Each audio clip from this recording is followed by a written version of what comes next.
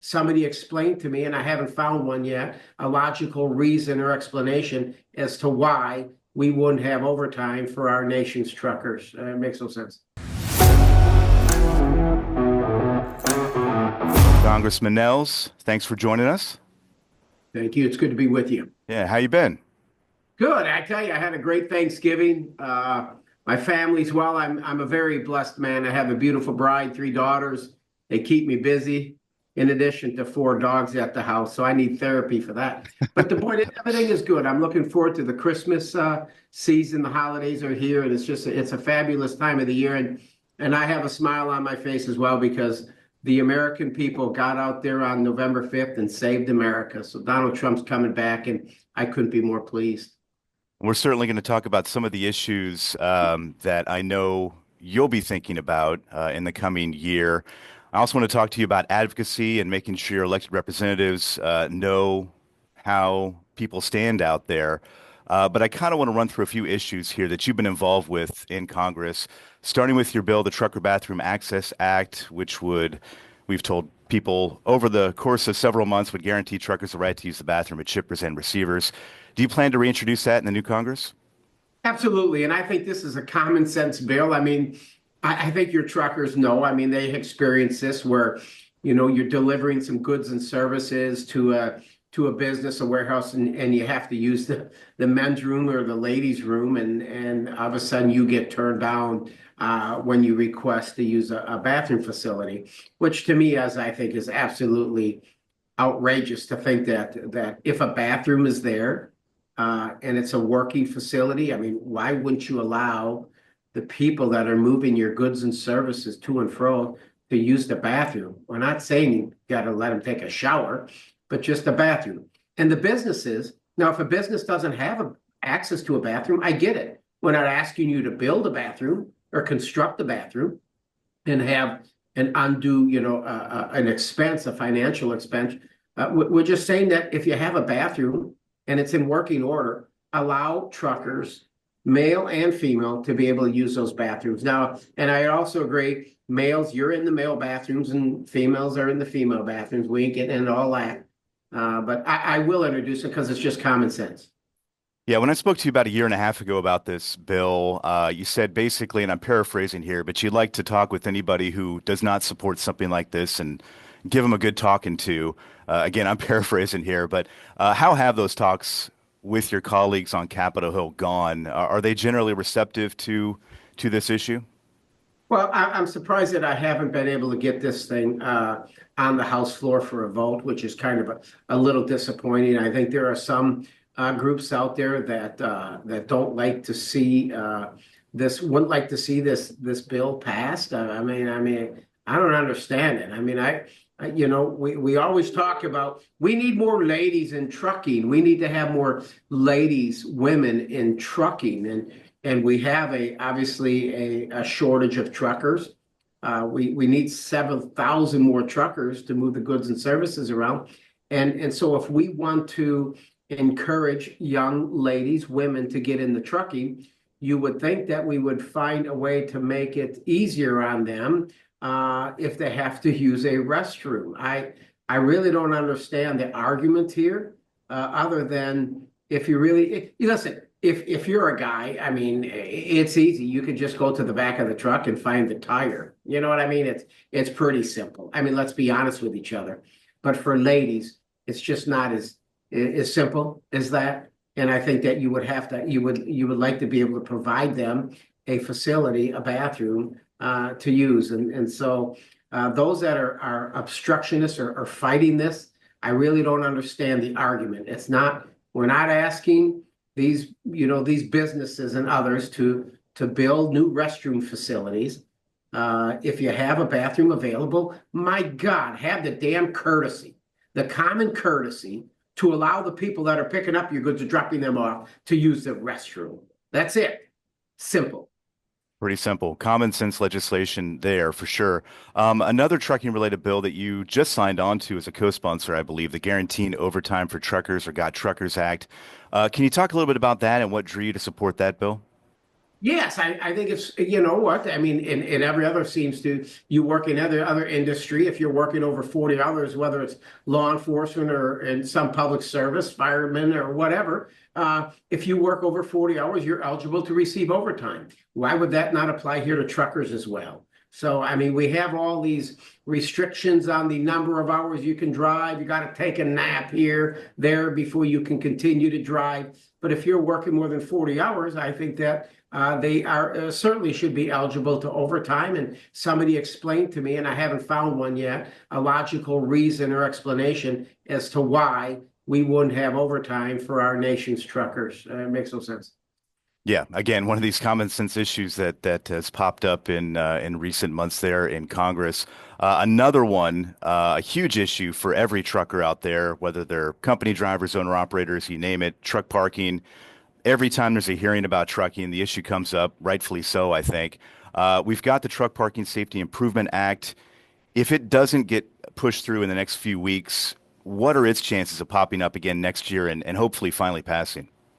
Oh, I don't think we're going to stop fighting for this one. I think Mike Bost on our transportation infrastructure is really passionate about this, and I am as well. I listen. A month or so ago, I drove a vehicle down from the state of Wisconsin down to the great state of Texas. It's about 1,250 miles, 18-hour trip, and traveling down I-57, heading down to Interstate 40 and 30, going through Little Rock outside of Memphis to Texarkana, and then down to Houston. You saw an enormous amount of trucks on the road. And there are a lot of those trucks that there were areas, they found some nice rest areas and they were packed with trucks. Lots of trucks packed. The parking lots are full. And then you're starting to see these trucks just parked on the shoulder of some of these roads. And I think that can be very, very dangerous for the trucker as well as the traveling public. I mean, people not paying attention, people running into the back of these trucks with all the distractions we have in our vehicles today with our cell phones and things like that. So I just think this issue is more if you're going to get pushback on this, it's the cost to it. It's the price tag of helping, building these parking lots, and you probably need to put concrete there instead of asphalt because of a hot mix because of the weight and stuff. So this is probably a more of an issue related to financial cost than it is anything else. So, but we'll continue to push for it because I think it's the right thing to do. It really, really is. Yeah, I'm optimistic about that. Hopefully, in this next Congress here, it should be mentioned that all the bills we just mentioned, the bathroom bill, the overtime bill, the parking bill, all have bipartisan support. That means something, especially in today's political climate. Does that give you some more hope or additional hope, I suppose, that they'll eventually pass, or am I being a bit too naive here? No, it does. I mean, again, I think these are just common sense issues. I mean, this we're not talking about abortion. I mean, this is common sense here. I think the majority of the American people would look at this and say, "What the hell took you guys so long?" This is just common sense legislation. The bathroom bill, I have to be full disclosure. The bathroom bill, I said, we actually need Congress to do something about this. I mean, I think sometimes I'm thinking, you got to be kidding me. Are there really businesses out there that are just saying, no, you're not going to use my restroom? I'm not asking you to take a bath in your sink. We're just saying, go use the restroom. And then if you don't provide that and somebody has to relieve himself in the tree in the back of the building, and all of a sudden they want to charge he or she for disorderly conduct. I mean, none of this makes sense, but I think that, listen, Sam Graves got his waiver.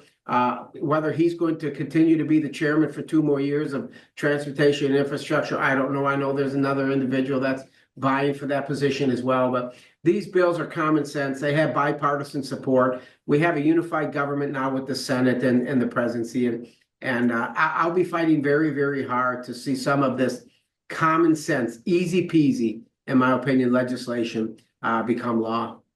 Which leads us to the advocacy part of this conversation. I guess it was about a year ago now. You were involved in a hearing with the various heads of various departments. You held up an issue of Landline magazine when questioning then administrator of NHTSA, Ann Carlson. And you suggested basically that she read an article inside dedicated to automatic emergency brakes. Can you take us back to that exchange and why specifically you decided to hold up that magazine and make that point? Well, because I think that, you get these bureaucrats up here in Washington, and everybody up here seems to have a better idea, a greater idea than the men and women that are actually in the trucks putting thousands of miles on each and every week, tens of thousands each and every month. So the point is that I think sometimes it's all about deregulation. Don't try to come up with more things that we can regulate and place on the trucking industry.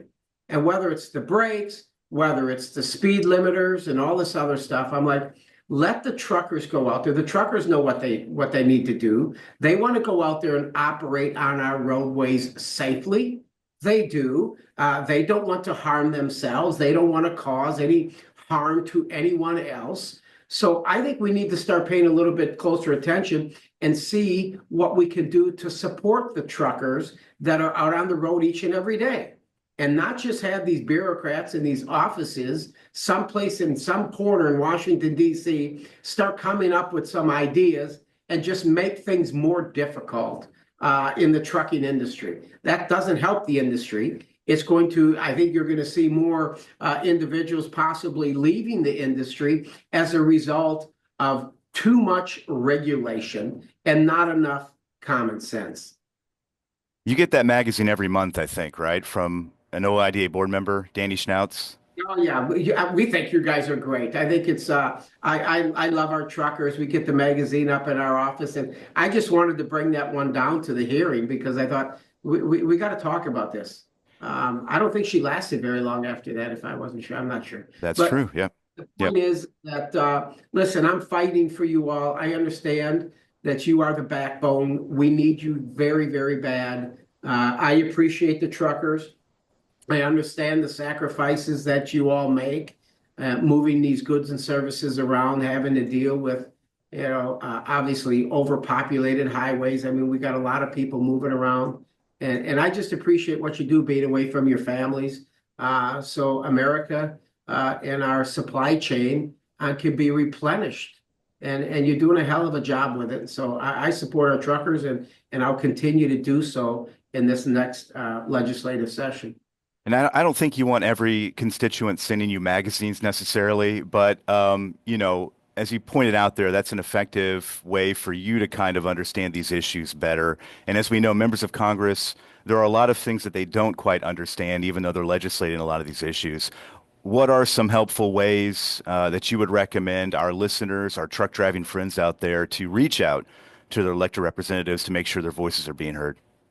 Yes, you can always reach out to my office. I mean, it's quite easy to find me if you would look up Troy Nehls from Texas 22nd Congressional District. But on social media, I'm at Rep Troy Nehls. I'm at Rep Troy Nehls. You can reach out to me that way as well. But I have a great staff around here. I have a very experienced staff related that's experienced in the area of transportation. I will now be on my third term on the Transportation and Infrastructure Committee, and I enjoy it. I'll never leave it. As long as I'm in representing this 22nd Congressional District, I will remain on transportation infrastructure because there's a passion. I have a passion for it because I understand just how important it is, not only to Texas 22nd, but the great state of Texas and the entire country. So you can reach out at Rep Troy Nehls or just Google me and go to my office and send an email. You can do that as well. So, Yeah. Or even reaching out to the other people on that committee on yes, issues like this to let them know, right? That really does go a long way. I think a lot of people are hesitant. They're a little bit scared, maybe. They find it intimidating to do that, but it really does help, doesn't it? it does. And I think, they say transportation and infrastructure is probably one of the most bipartisan committees. It's the largest committee in the House of Representatives, and it is very bipartisan. And I think overall, we have a strong working relationship with each other. I mean, we can all agree that we have a very ailing infrastructure, and we need to do things to support the states across the country to help improve and replace ailing infrastructure. So it's a very bipartisan group. You do have, sometimes you'll have some issues related to some of the green stuff, and do we put more windmills out there and these solar panels, or do we support the oil and gas industry? I mean, there are some areas that we may not necessarily always agree upon, but for the most part, it's a bipartisan committee, and there's some good to that. There really, really is, because we try to use a common sense approach, and I enjoy it. I really, really do.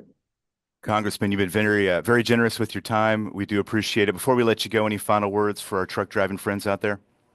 No, just go out there and just remain safe. Go out there and just continue to do what you're doing, and just know that yeah, Congress is broken. We are. Washington, D.C. is a swamp, but it's a new year. We have Donald Trump coming back. He's got some cabinet positions that now people that are going to be looking at the wasteful spending. I love the fact that Vivek and Elon have Dodge now, and they're going to go in there and expose the waste, fraud, and abuse we've seen in our government for decades. So I'm optimistic about 2025, and I want you to feel the same way. Know that Congress is up there, and Congress supports our truckers. I certainly do, and I know there are many, many other members that feel the same way I do, and I'm going to do what I can to fight like hell for you. Congressman Nehls, thanks so much for your time. I really do appreciate it. We'll talk to you again, hopefully in 2025 when all these issues come back up again. Absolutely. God bless you and your listeners.